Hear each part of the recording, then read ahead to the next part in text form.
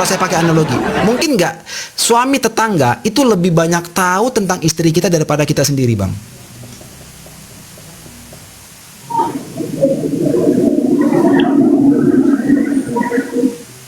Ya kalau kejadiannya hari ini ya tentu kita yang lebih tahu kan. Cuma yang kejadian yang lampau, umat Yahudi sekarang dengan umat Yahudi zaman Nabi Musa kan udah jauh. Nah, kalau di Apakah kejadian bisa dia lampau, mempasti?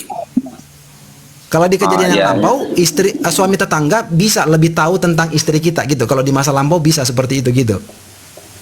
Gimana maksudnya? Bukan, analogi abang tuh nggak pas. Analogi kayak gitu kan nggak pas. Itu maksudnya kan tetangga kita itu kan kejadiannya sama-sama hari ini. Nah tetangga saya, misalnya di samping rumah saya ada rumah gitu kan. 100 tahun yang lewat kan ada juga orang tinggal di situ. Apakah saya tahu bagaimana orang yang 100 tahun dulu di situ? Saya belum hidup loh masalahnya. Kan nggak mungkin saya tahu tetangga itu kan.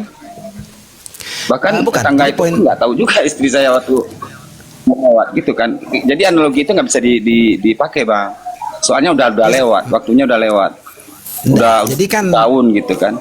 Ya, jadi analogi itu tahun bang. kan gini kan tadi kan saya sudah bilang.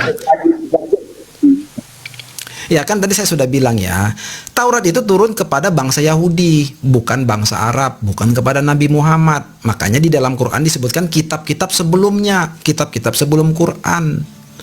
Nah, masalahnya apa yang tertulis di dalam Taurat Yahudi beda dengan yang tertulis di Quran. Beda, Bang. Jadi, tapi tadi waktu abang saya tanya, menurut abang mana yang benar?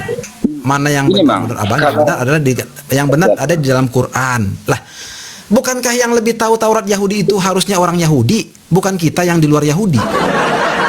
Itu maksud saya poinnya.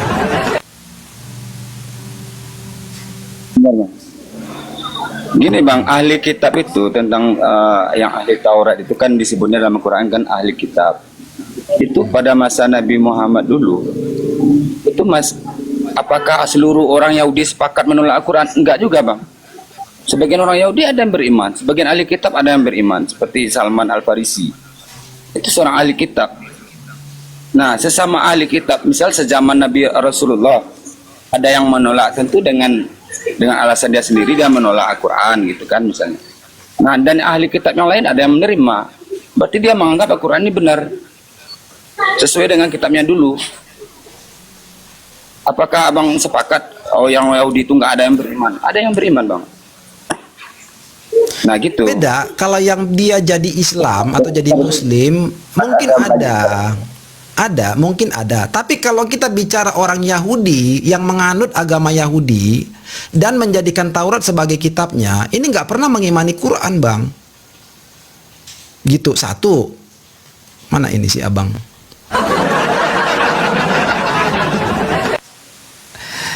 Abang lagi skip dulu ya. Ini gimana kita, ini? ya Gimana? betul-betul ini ada pelanggan nih. Oh ya. Kita skip dulu ya, ada yang Ya, oke. Ya, thank you bang sudah singgah ya.